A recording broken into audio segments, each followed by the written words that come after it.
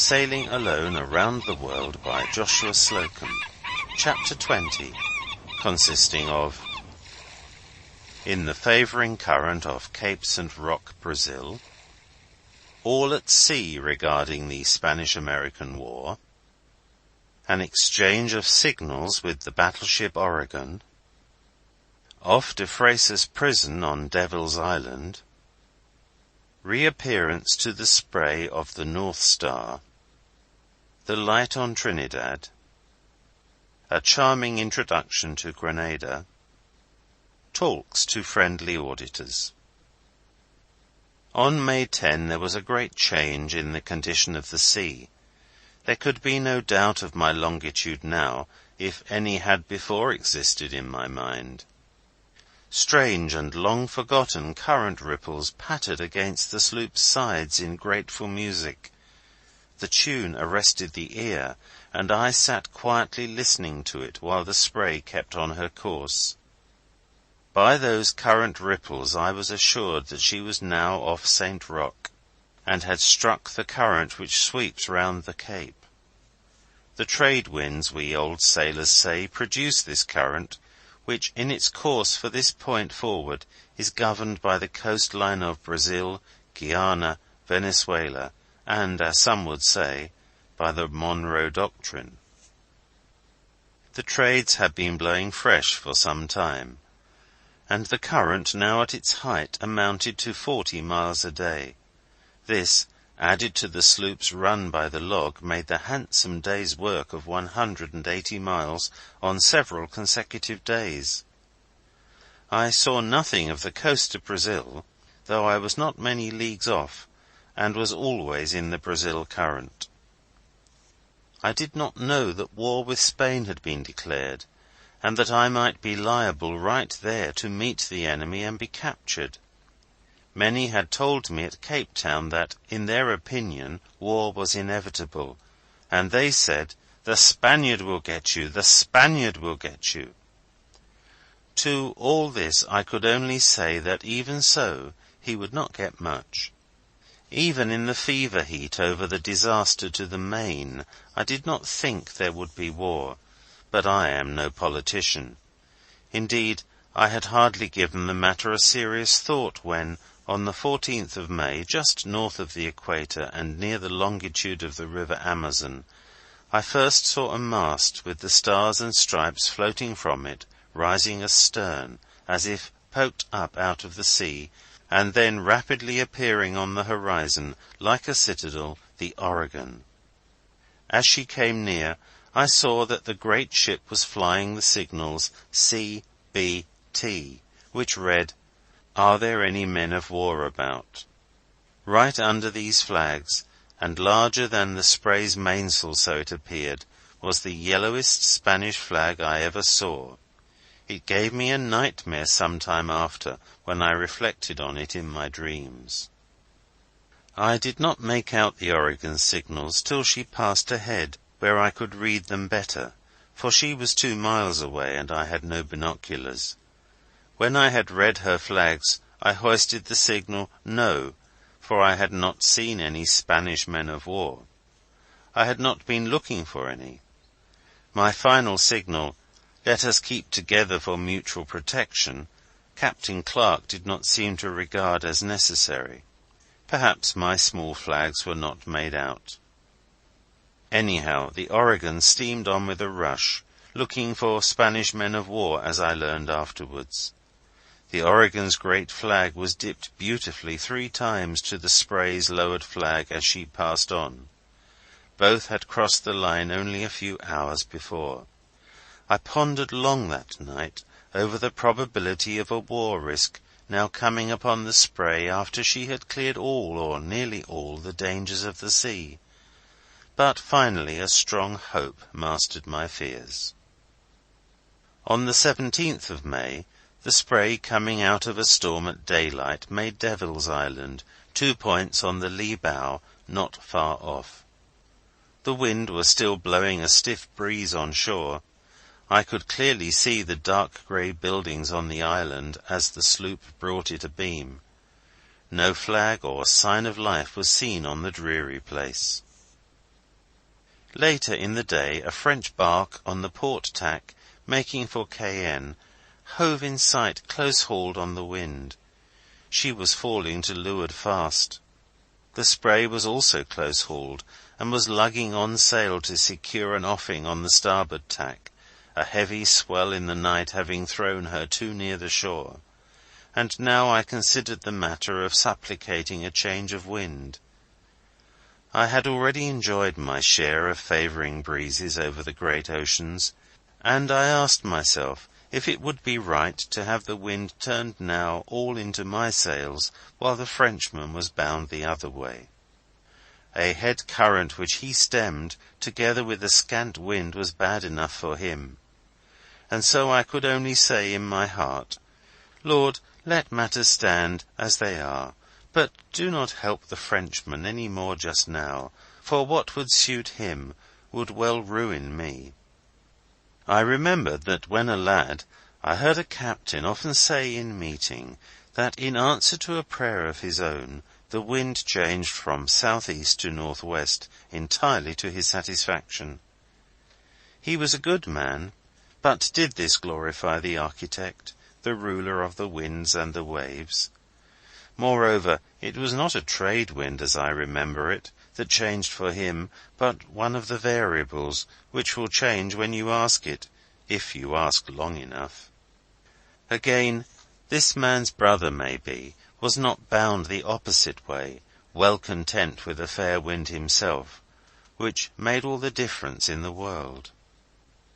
Footnote: the Bishop of Melbourne, commend me to his teachings, refused to set aside a day of prayer for rain, recommending his people to husband water when the rainy season was on. In like manner, a navigator husbands the wind, keeping a weather gauge where practicable. On May 18, 1898, is written large in the Spray's logbook, "Tonight, in latitude 7 degrees 13 minutes north, for the first time in nearly 3 years I see the North Star." The Spray on the day following logged 147 miles. To this I add 35 miles for current sweeping her onward. On the 20th of May, about sunset, the island of Tobago, off the Orinoco, came into view, bearing west by north, distant 22 miles. The Spray was drawing rapidly towards her home destination. Later at night, while running free along the coast of Tobago, the wind still blowing fresh, I was startled by the sudden flash of breakers on the port bow and not far off. I luffed instantly offshore, and then tacked, heading in for the island. Finding myself shortly after close in with the land, I tacked again offshore, but without much altering the bearing of the danger.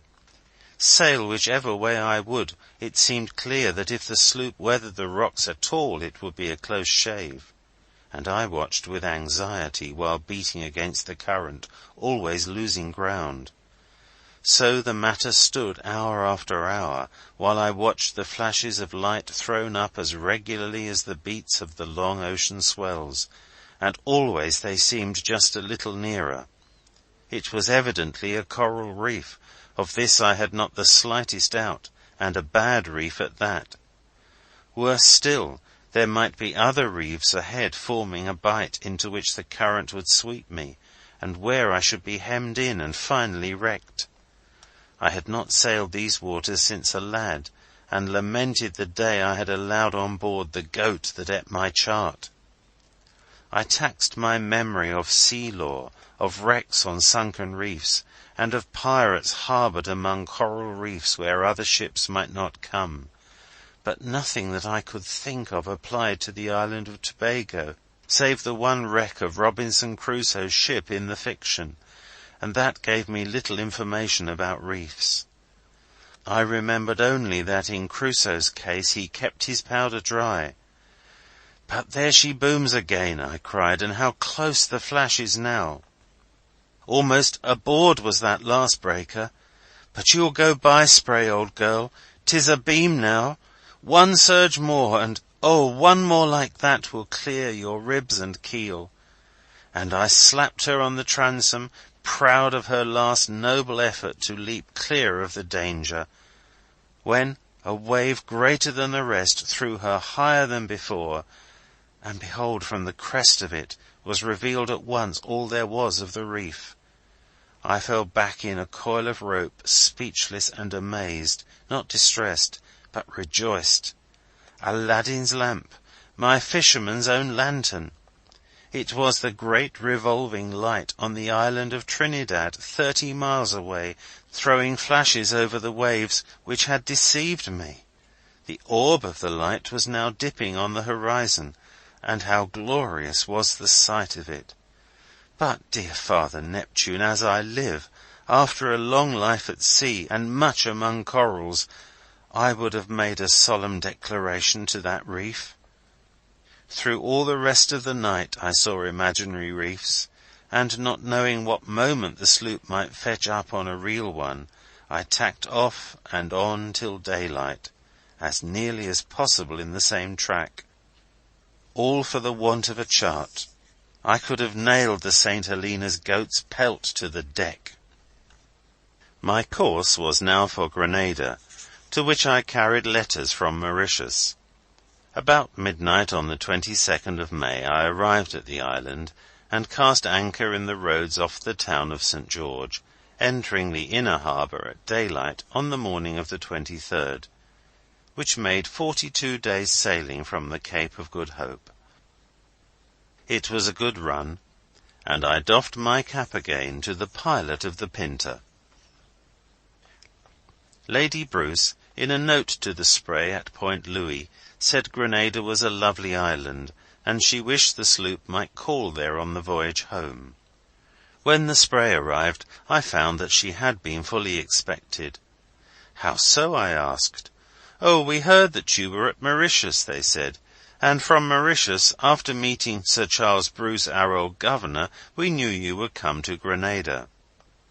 This was a charming introduction, and it brought me in contact with people worth knowing.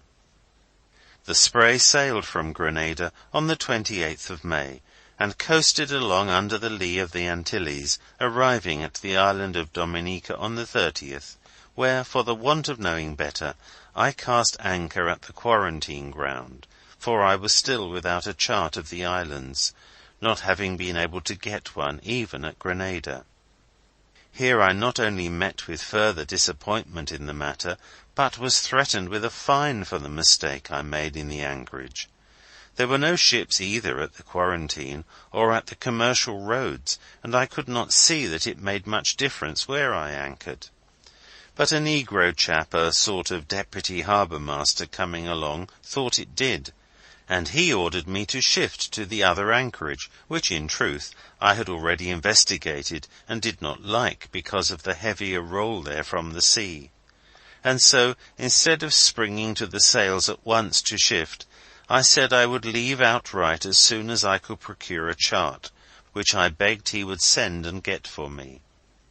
"But I say you must move before you get anything at all," he insisted, and raising his voice so that all the people along shore could hear him, he added, "And just now."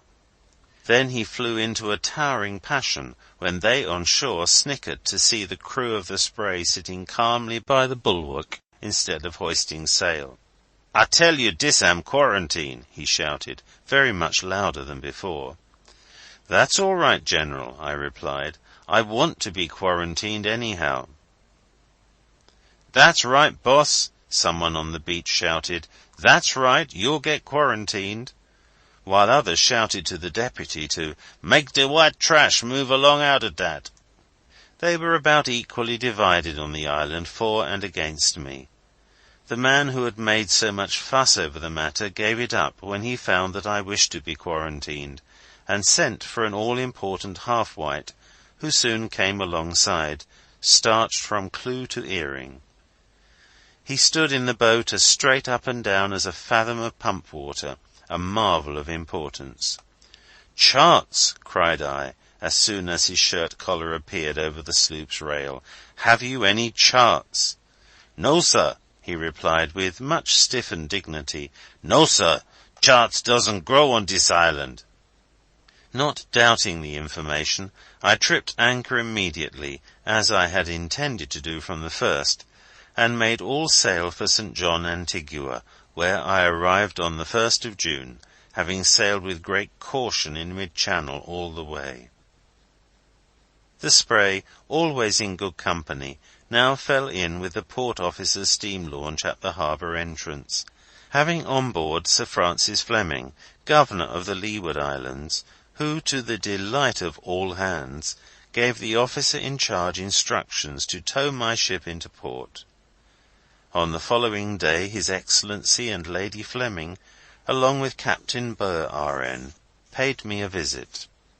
The court-house was tendered free to me at Antigua, as was done also at Grenada, and at each place a highly intelligent audience filled the hall to listen to a talk about the seas the Spray had crossed, and the countries she had visited. End of chapter 20. Read by Alan Chant in Tunbridge, Kent, England. www.sevenoaksprep.kent.sch.uk